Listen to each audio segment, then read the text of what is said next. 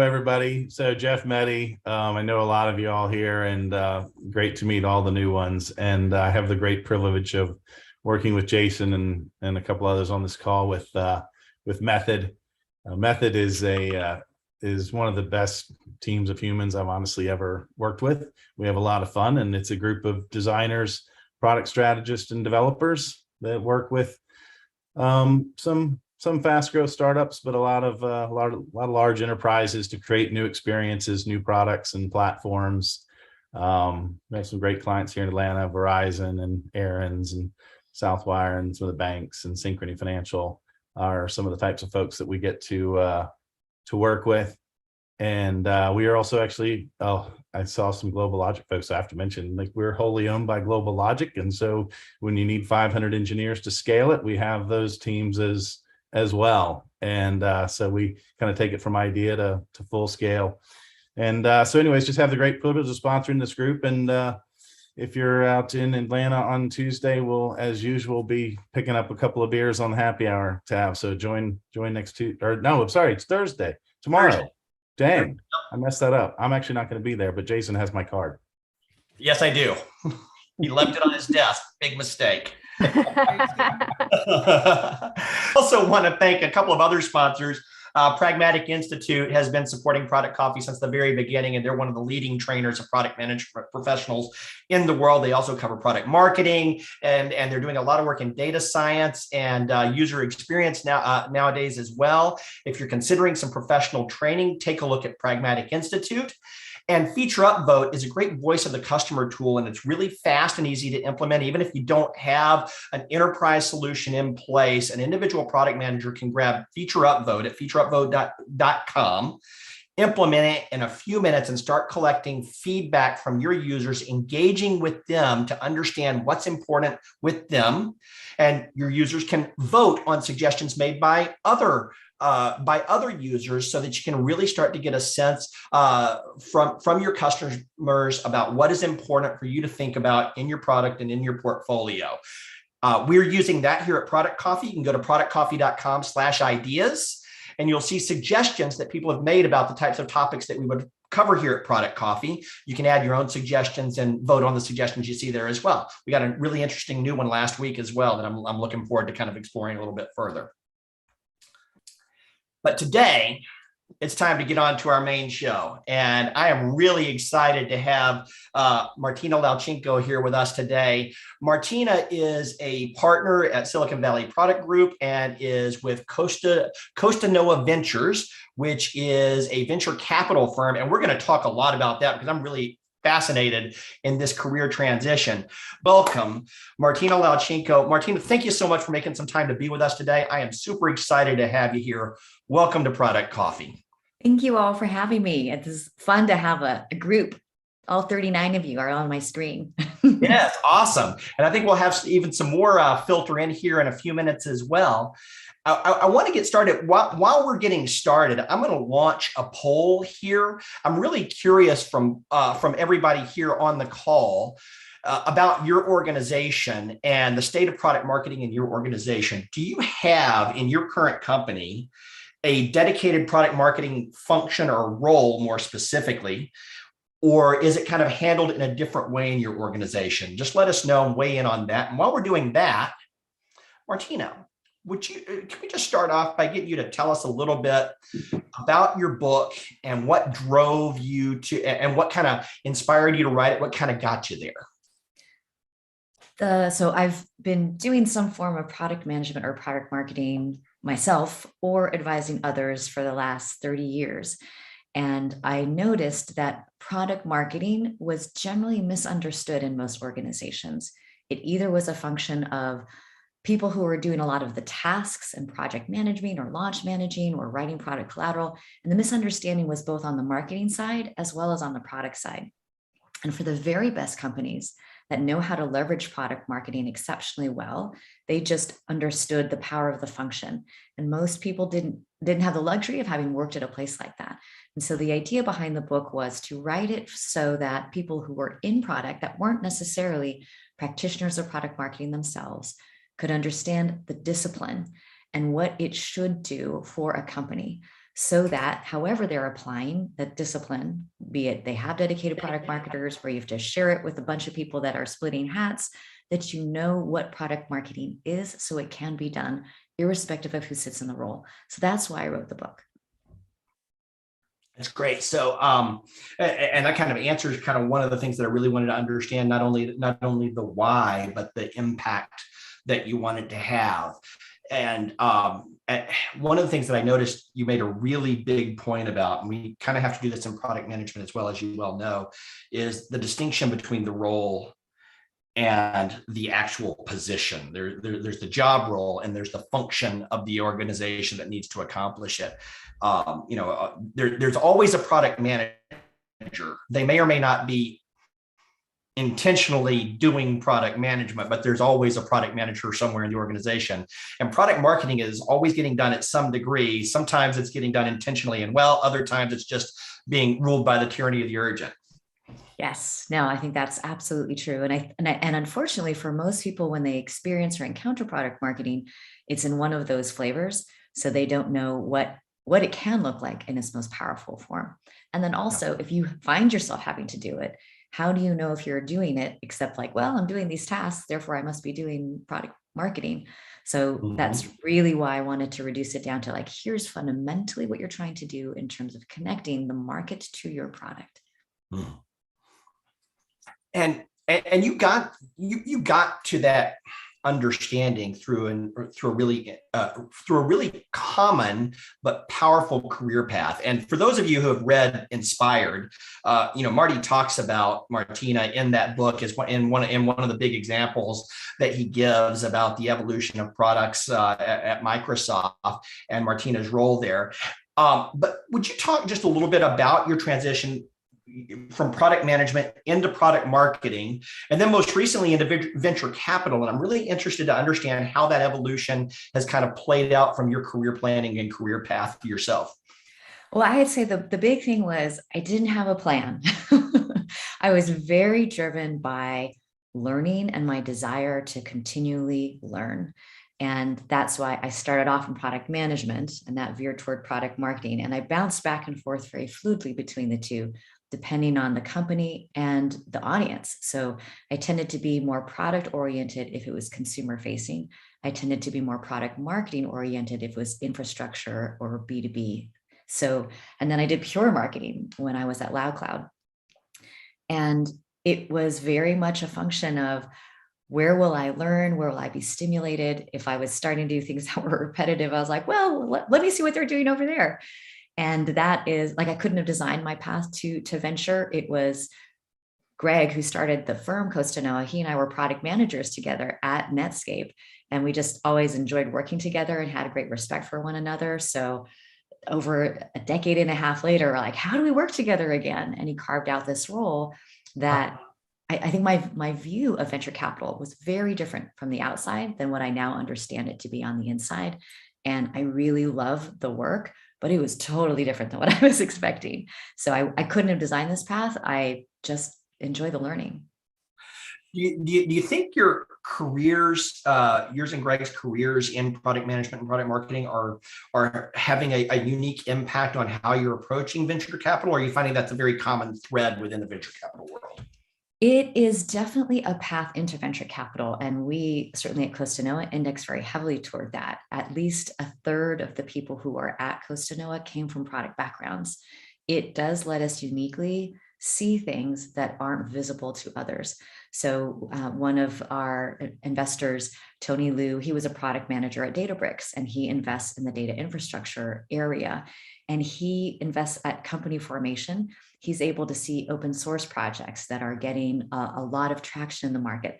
So whereas someone that's purely from the finance side can only hunt the deal when it becomes available, he can see the technologies because he's built things using them or knows what everybody is talking about in that world. And he goes, okay, a lot of people are talking about this. There's a lot of momentum. Let me see who's behind it. Let me see if it might bounce out of this company. So he's chased things out of all of the big companies that are open source projects. There are people that are exiting to then commercialize. And he has that unique insight because he came from product. So in very technical categories, it is an absolute game changer. And what I've observed in the venture world is people that don't have that background seek to add people on their team with product backgrounds because they will uniquely be able to identify interesting technologies because they see it before it becomes a company. I think product people, as a general rule, are really excited about the possibilities of the future and what we can do. So it seems like a natural evolution. I just kind of think I talk to a few people who get into that space, and I get really excited, and then I get back into my day to day and think, no, maybe someday. So I'm always no, and I'd say that it is the difference between like if sitting in the seat of a product management role versus how you might use that skill in a venture firm is in a product role, you're applying it continuously to a particular audience segment in a company and a product. And so it's known, and your challenge comes from things, market conditions that are beyond your control. Whereas in the venture capital world, you are constantly assessing and evaluating lots of opportunity, and you're trying to distinguish signal from noise of like, well, of these three things that are very, very similar, what unique combination of things, the product, the team, how they see the market is going to make this one of the three stand out. And you're trying to find the winner, because it's like movie pitches, how you're like, oh, there's 4 asteroid movies all at the same time. The same exact thing happens. There are technology trends that all of a sudden become hot. And then there are 10 different startups all starting that do very, very similar things. And so how do you make a decision about which one to bet on? And it is always a combination of not just the product, but also the team, also how the deal is coming together. And then a huge part of that is also the go-to-market and how they see and understand what the true challenge that lies ahead of them is. So yeah, so that's that whole go-to-market part is where the rubber hits the road. I remember a lot of my time in the startup world, the mantra, hey, ideas are worthless, it's execution that matters, and go-to-market is really the ultimate execution. And so as we kind of, and I want to shift into some more detail on the actual product marketing function and dive a little bit deeper. When I did the poll here a minute ago, we had about 60%. I'm going to push that out there and see if everybody can see that real quickly. But about 60% of you here work in companies that actually don't have, that you know of, a formal product marketing role within the company. So that's how does that track with what you see out there in the marketplace? Is that low, high, Martina? What do you think? I would say that is lower than I would have expected, but maybe given who's here on this call, about on par. The earlier a company is, the fewer dedicated product marketers it will be. Or conversely, if it's really large and there's a whole lot of product and innovation, go-to-market tends to be siloed, for better or for worse, and separated. So I was with a product team that had 800, and 2/3 of that product organization was purely internally focused. So there's no product marketing there. So there is this, so maybe that is reflective of if you look at things writ large. So it's about 2.5-ish PMs for every PMM sort of planet wise. That's again, super, everyone's like, there's no standard ratio. So that's a gross estimate, but then that probably is accurate. So, and I think we're going to come back around to that topic in a minute, because there were a couple of questions that came in prior to the event that people really wanted you to weigh in on. But before we get into that, let's talk about product marketing as a discipline. And in your book, you talk about these 4 fundamentals of product marketing: the ambassador, being a strategist, being a storyteller, being an evangelist, and what the impact that those different functions and responsibilities within product marketing have. A lot of traditional product managers will also say, well, that feels like that's a big part of my job too. So can we talk about, because most of our audience is in product management and may not have ventured into marketing yet, talk a little bit about how those two roles compare in those dimensions. What is the specialization there on the product marketing discipline that's really important to think about those 4 fundamentals? Before I answer your question, I'll tie it back to what you asked me earlier. one of the founders I work with that is the head of product said, common in the entrepreneurial world is as a first-time founder, you worry about product. As a second-time founder, you worry about go-to-market, because you realize in the end effect, the thing that is of greater consequence to a product's success is go-to-market. And I bring that up as a lens through which to examine these, because the skill set fundamentally that you need to have and bring to bear to be a successful product manager and product marketer are the same. It is literally just how you're applying it. So a product manager will take that same skill set and apply it into building a great product that has value and is usable and really is solving a real problem for users. The product marketer needs to take all of that knowledge and say, how do I meet the market where it is? How do I make sure that this is going to beat the competition? How do I make sure that we are leveraging the right channels, or packaging and pricing this correctly, or positioning and messaging the appropriate value so that this is perceived as I'm upgrading to something better, versus my product got sunsetted and they're just making me suck it up and move. So that's very much the storytelling aspect, and understanding strategically what that plugs into. And then the evangelist aspect of that. So I think it was Manesh, you were talking about you're doing internal products and doing a lot of internal sleuthing of customer discovery.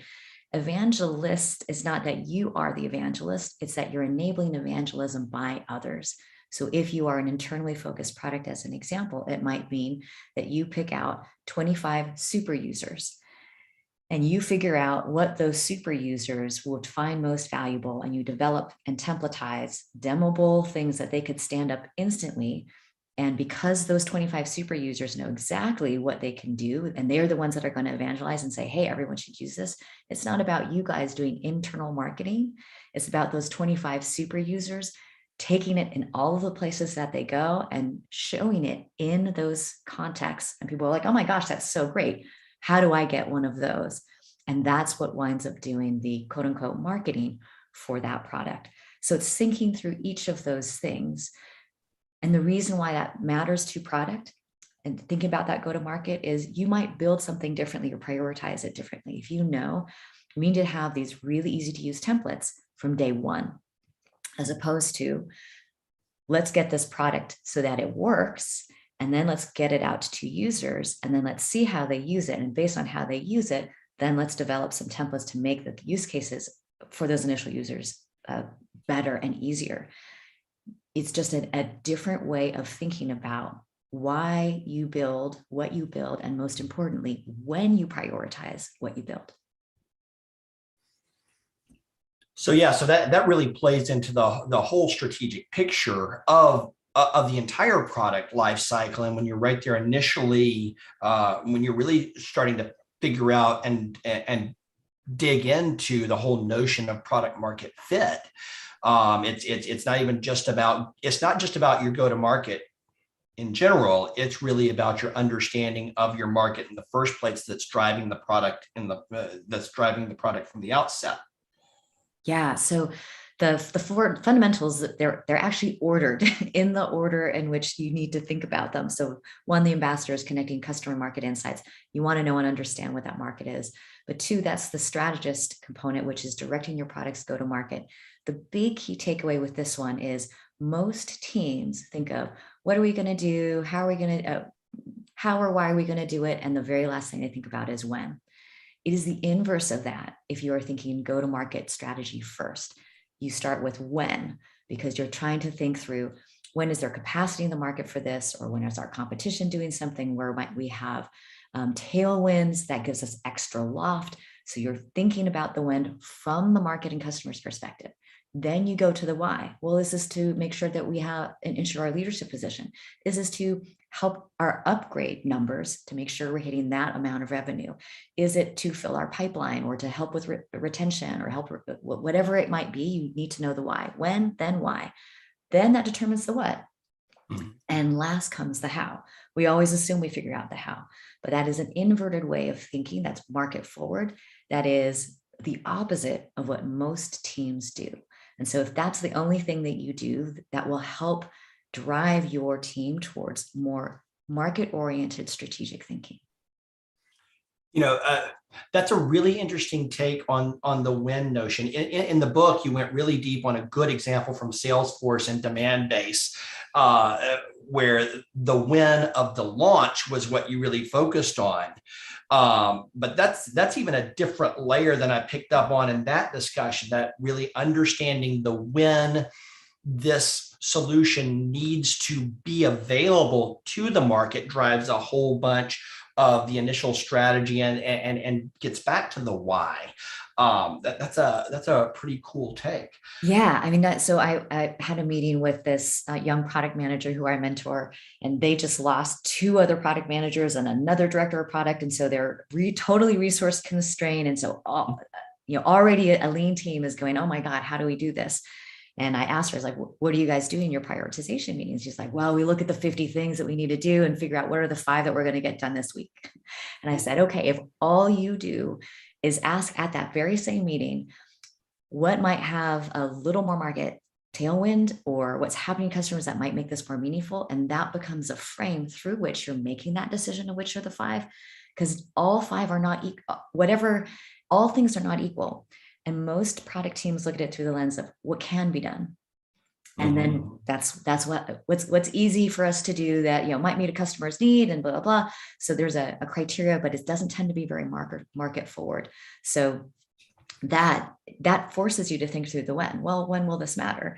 Are we releasing this on Memorial Day? Is that important because people are about to go on vacation? Or is it bad because people are about to go on vacation? Maybe we should wait. Or if we have this huge performance rev, when can the sales team take advantage of it? Or is half our CS team or our customer success team, are they out for a holiday so they can't actually support it? So we should hold for 2 weeks and then add on this other thing. So these are all the types of conversations that ideally are a little more market forward, that take into account the when.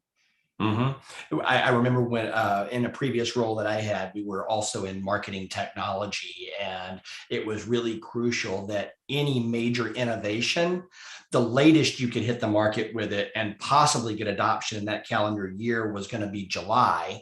And that was really for your early adopters. And it's really going to be after the holidays in the US before you really saw major adoption if you hit July. So I can completely empathize and I can completely relate to that.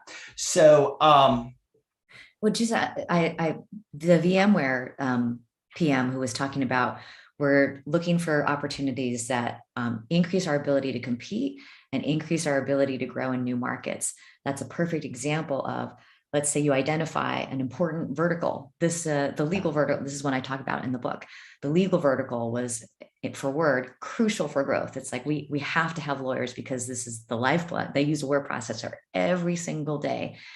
And we were not even though we were the leading word processor, we were not in the field for which it was most important.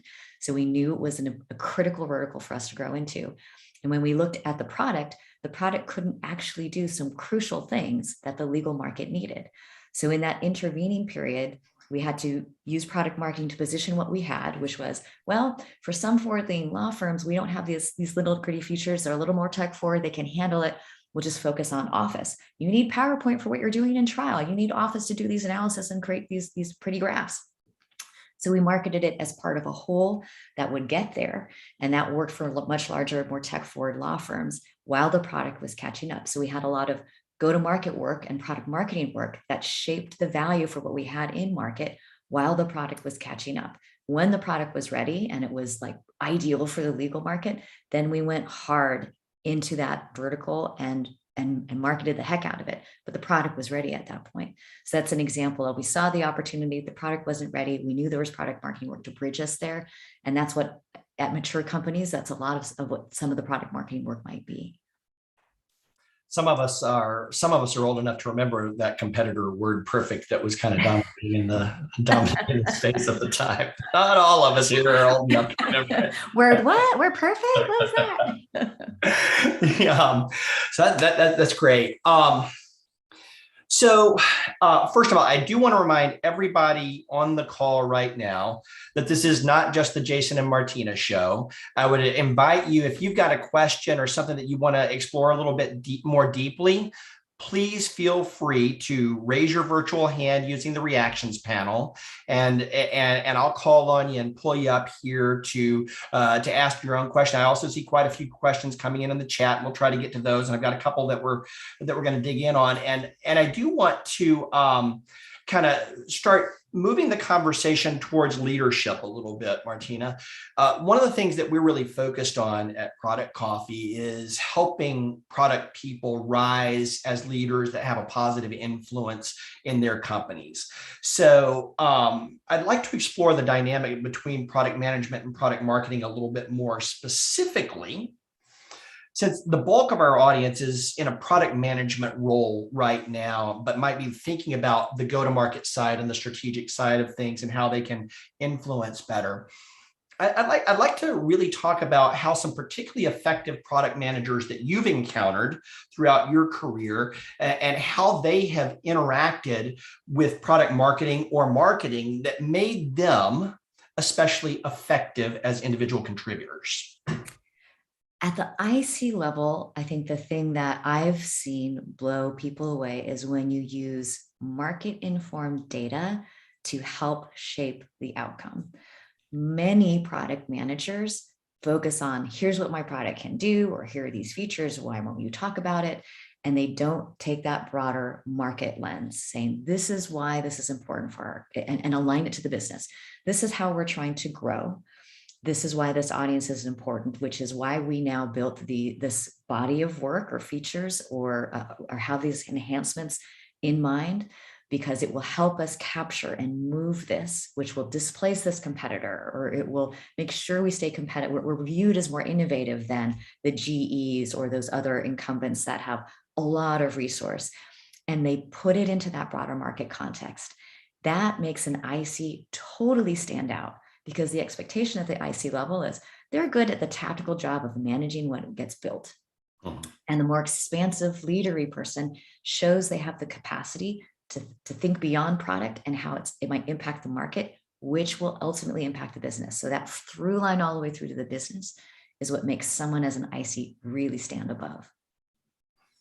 So for someone who is really kind of stuck down in the weeds of the day-to-day, managing their backlog, focusing in on the requirements for the feature that they're thinking about, lifting their eyes out of that scrum room, if you're in a scrum environment, and really kind of getting out and thinking about the market, or not just the immediate customer, but the actual market that you're addressing. Have you seen it? Is there a habit that you see particularly successful or strong product people develop that helps them make that shift in a natural way versus having to say, well, I just got to go get a new job to do this? Yeah, there are two specific things. One is to link arms with other functions or other groups or other products, so that you are explicitly breaking down silos and bringing them in. It will only enrich your work, but that again shows a different level of elevation, and that you are thinking about the company and what's best for the company and not just for your function. So that's one thing. And then the second is that other sort of more market-oriented context that gets to the what does this mean for the business? And that if that is part of the conversation that you bring to that next level meeting, that again, those are two things that really make a difference. And I would probably describe it as elevation. You're showing your capacity for a more elevated view of your role and its potential impact. So I'm a big fan of coffee. And I think I've experienced that myself. I think I was talking to, I don't know if you know Bruce McCarthy. He wrote Product Roadmaps Relaunched, and we had him on here a little while back. And he really talked a lot about shuttle diplomacy, moving around the organization and linking with other leaders within the organization. And it is literally just the habit of grabbing other people. And it's not even necessarily somebody on your own level. It can be anywhere in the organization, anyone who's willing to take some time and have a cup of coffee and start sharing some understanding really starts to elevate that perspective. And Well, I noticed somebody here had in the chat, they're like, we are very siloed. Unfortunately, many, maybe most, probably most, I should just say that. I'm trying to think of, it's more the exception than the rule. Silos exist everywhere, even for companies that are trying not to be siloed. They function in a very siloed way. And it is incumbent on everyone below the levels of the leaders to break down those barriers. So I wouldn't even think of it as shuttle diplomacy. I think in the modern era, it's incumbent on all of us to constantly think of how I will be better at my job if I have a direct tie to someone in sales and he or she feels invested in their and my success and my and his or hers. And same thing with marketing. You know, pick a friend in all these adjacent organizations and learn from one another. You will only get better at your job. Mhm. Thank you. And when you think about that topic, and then you start thinking about going from the product strategy and lifting your eyes out as a product manager, when you start thinking about the go-to-market planning and strategy for products, I think there are some contributions that even great product marketing teams might need. Are there some natural blind spots that no matter how mature your organization is, that product managers can help the overall organization to uncover or to see through, can really help their product marketing teams to see things that they might not naturally see?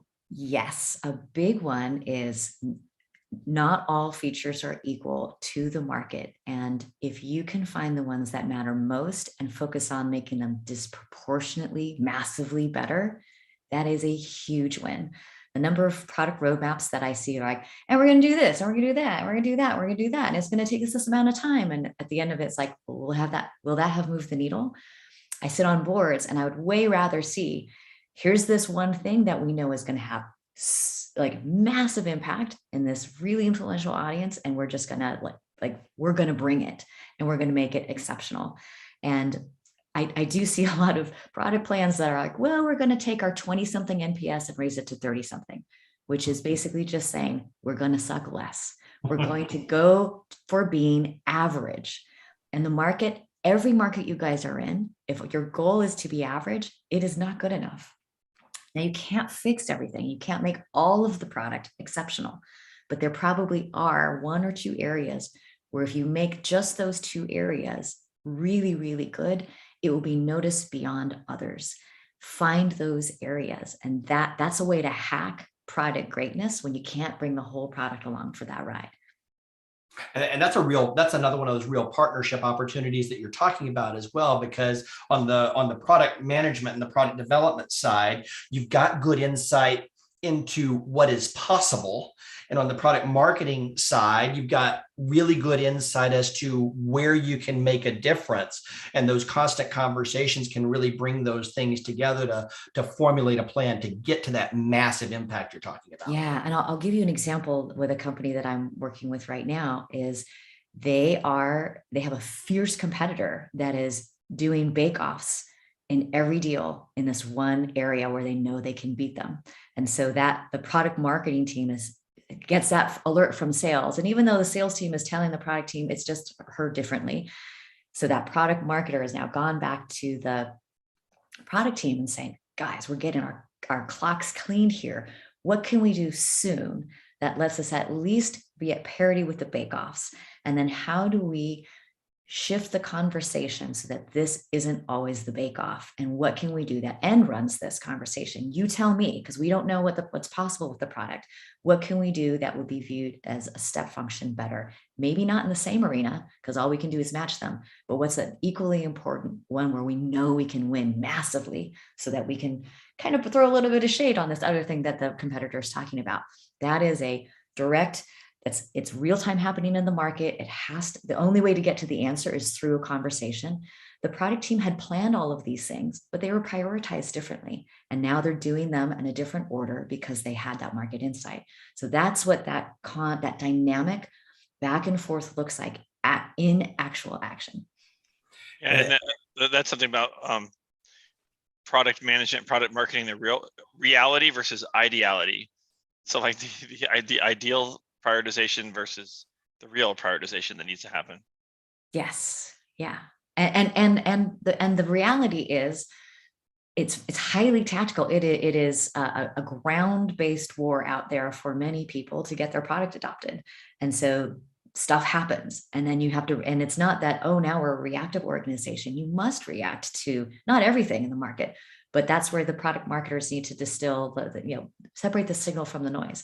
This does require reaction. Our win rates are decreasing. We watched it month by month, and we are it's not a blip, it's a trend.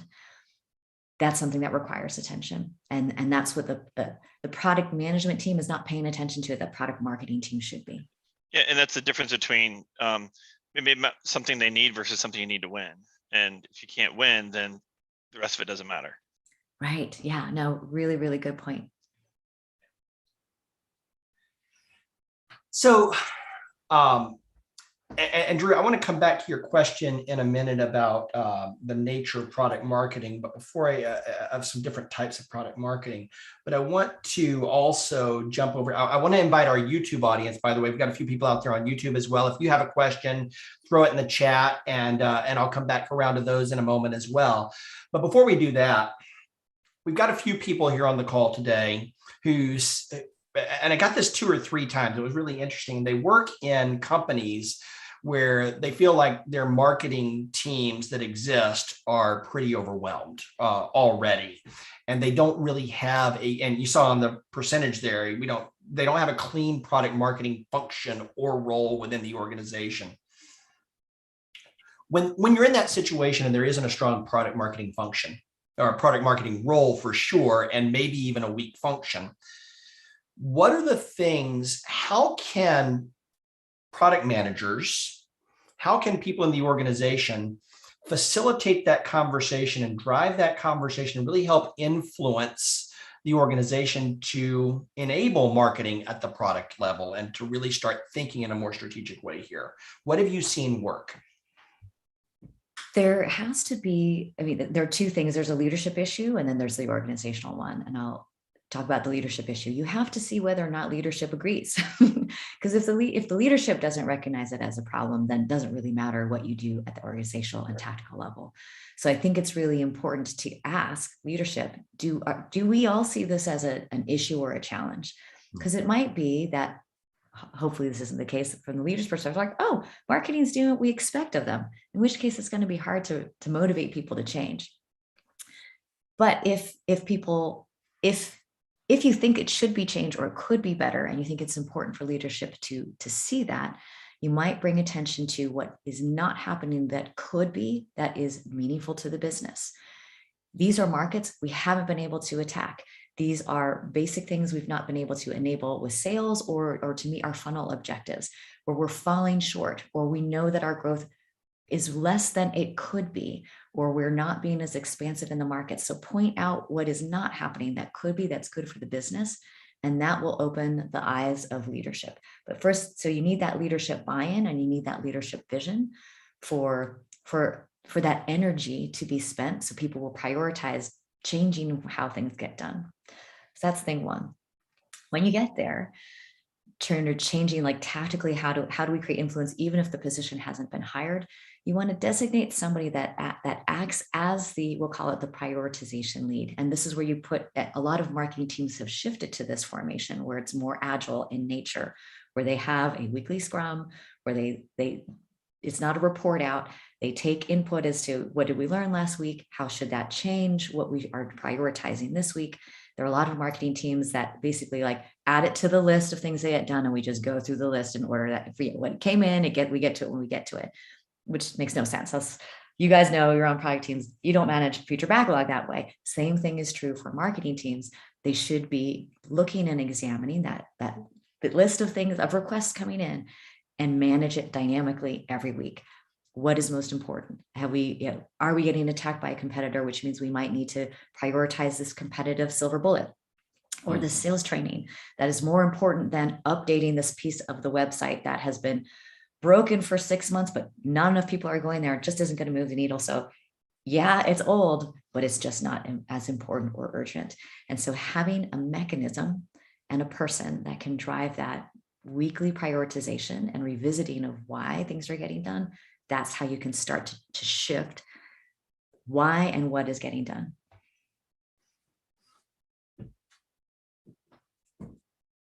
So one of the things that you specify, so the title of your book is, or the subtitle is How to Rethink Marketing for Tech Products.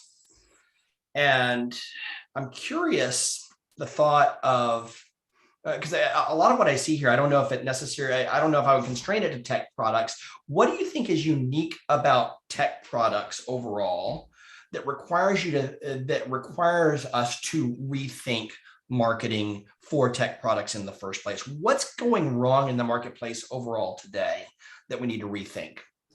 Well, funny you say that about the tech products. I wrote this for tech companies, but I've gotten feedback from people that run nonprofits and schools, and a controller of a biotech company that said this was so helpful for me understanding what the marketing team actually does, or I'm now rethinking how we should be approaching what we do. So it does have broad applications, but I was writing it for tech because I was thinking about this last night. If you think about consumer packaged goods or movies, a movie, this is like mass market, totally mature category.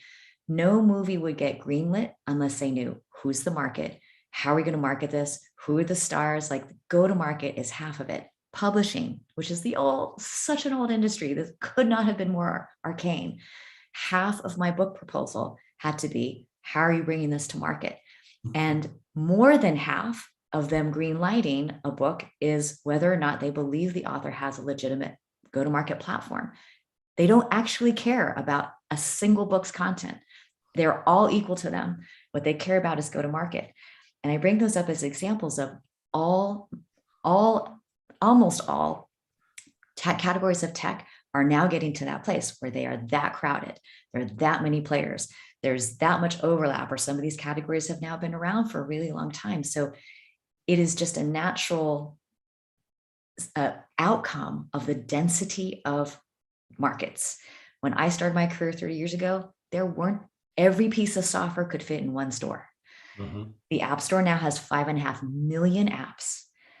The MarTech category, one that I'm very familiar with, has 10,000 solutions.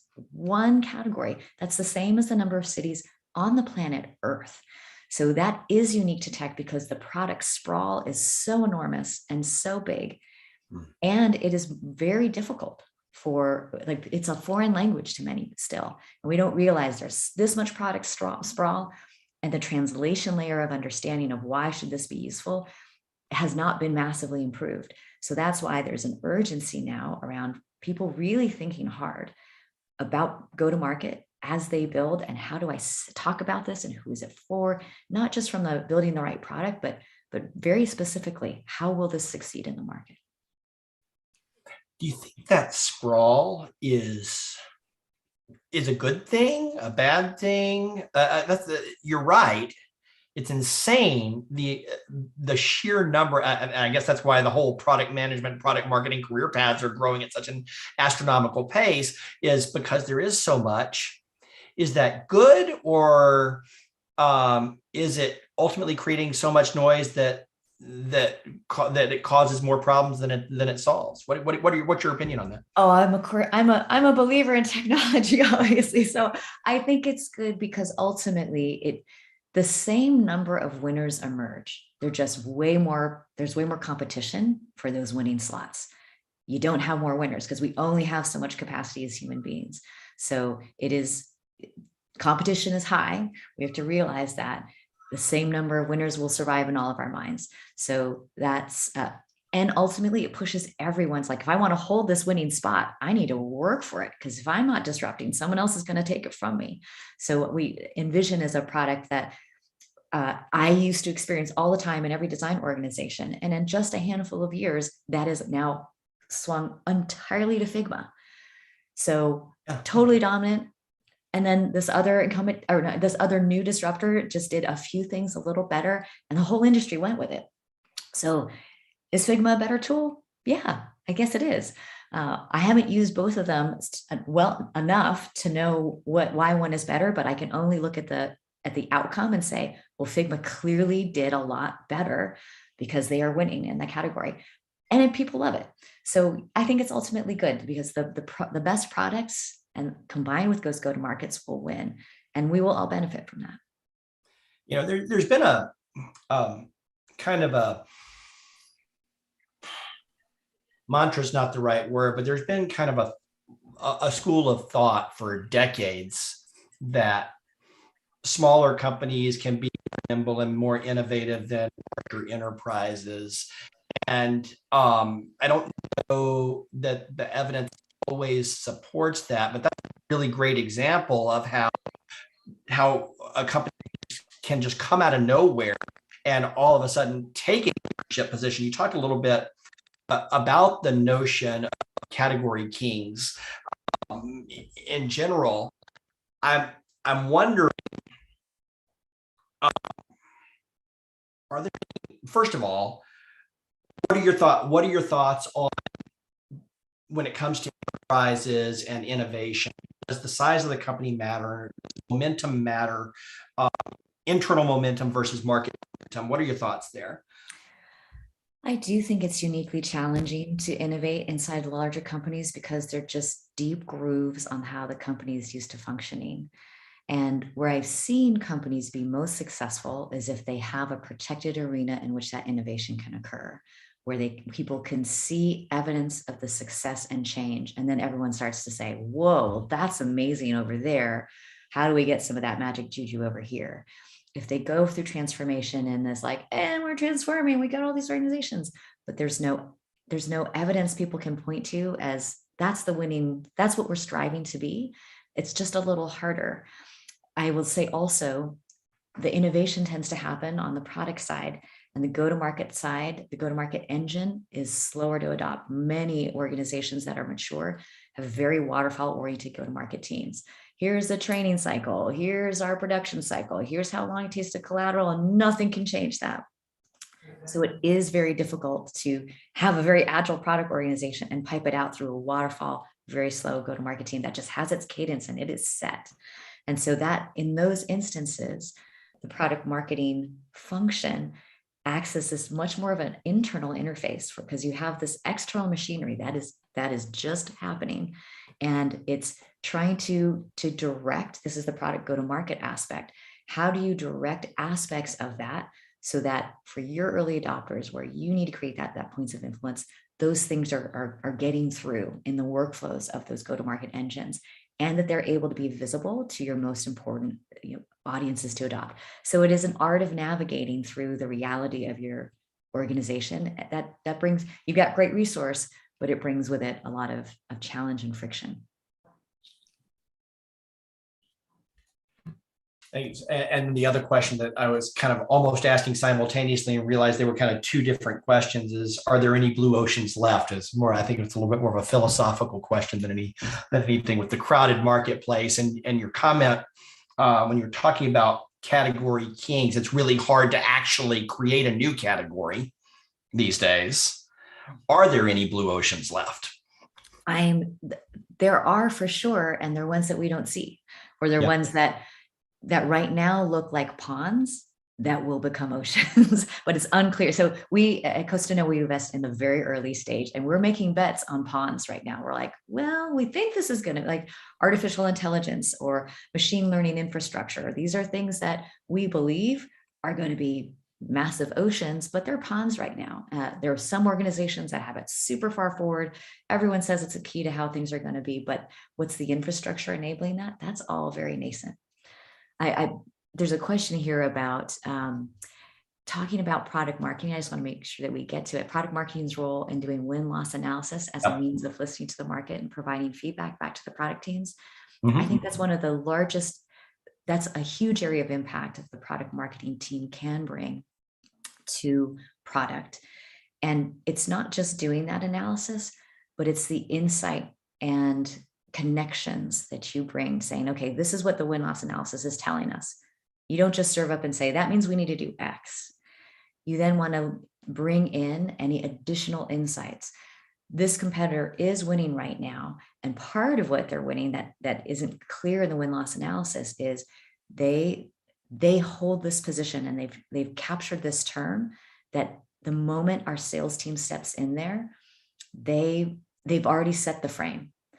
And so it's not just product work. We have to do a better job of setting the frame for moment one. And it might be a marketing objective and not just a product marketing one. So bringing context into that win-loss analysis, because it's not just product work, it's also going to be go-to-market teamwork. Yeah. Thank you. We're getting close to the end of our time here with you this morning. I want to make sure that if anybody else has anything they want to jump in with, and I'm going to ask you a question. I'm going to switch over and look at the YouTube comments and see if there's anything out there that we want to bring in. I had two questions. The one that was back early was on a little smaller topic, but it kind of relates to this bigger question of what makes a great product marketing manager. Is there a fundamentally different need in what good product marketing managers look like in more technical platform companies versus more end user focused products like a MarTech company, for example? What does a good product marketing manager look like, or a product marketer look like, in terms of, if I'm thinking about, I might like to actually start thinking about spending some time in this discipline versus pure product management?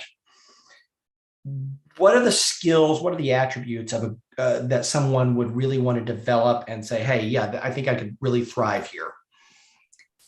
The number one attribute is super big listening ears on the market and customer side, like really hearing the worldview from their perspective.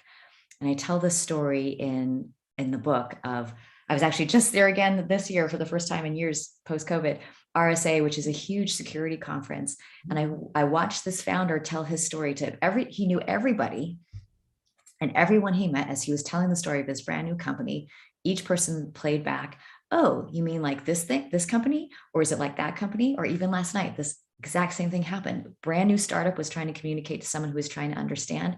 And the entire time he was saying, well, are you like this company? Are you like this technology? Constantly trying to calibrate with what he knew. And so if you are leaning in on the product marketing side, you're hearing all that and you're saying that is market reality. And so it's not just, how do I say more crisply what I want to say? This is the context. They're trying to place me relative to these competitors or these things that are adjacent and these technologies that aren't even close to me, but obviously perceptually map to what they think I'm talking about. All of that lets you articulate better what you do and what they need to hear. And that art of listening and paying attention to what's really being said, and then translating that into how do we say what needs to be heard so we can be understood, that is a huge, massively important, probably the most important part of product marketing, because that's where the connection begins. If you can't articulate what the product does in a way that has helped shaping the perception of the product, then everything else is a losing battle. So that's probably skill one to work on, develop, or lean into. That's great. Thank you so much. And Matt Martina just asked a really big question here. Matt, you want to unmute yourself and come on here and kind of talk that through a little bit real quick? It looks like a really good one. Sure. Thank you, Martina, for your time today. Really appreciate you giving up some of your time for this discussion. It's been incredible and has my brain spinning now about things that I should be thinking about. But I was just curious, we're in the process right now of rethinking a legacy product that we have. It's got an established customer base. What are some of the things that we should be thinking about as we start those conversations with customers, those one-on-ones, about their needs currently, as well as next gen, what they're thinking about, thinking ahead. And in particular, what should we be considering from the product marketing side of things as we start to think through how we're going to position this? A couple of things as you're doing customer discovery work is calibrating what spurs them to action. So what's the last thing that you actually spent, whatever your price point is, that you spent X amount of dollars on, that you're still really excited about? And just, you want to gauge where they're willing to take action, because people will talk about a lot of things. I think that's an important market signal, trying to get a sense of what gets them excited to take action. And then as it relates to what you are doing, and if you're trying to shift their perception, you were also trying to understand what would make them what would displace their current way of doing things. And if you're currently using it and they're getting value from it, it's like, what was the straw that broke the camel's back? So what's the problem that actually made you finally say, okay, I'm going to change? And then what might make them change again?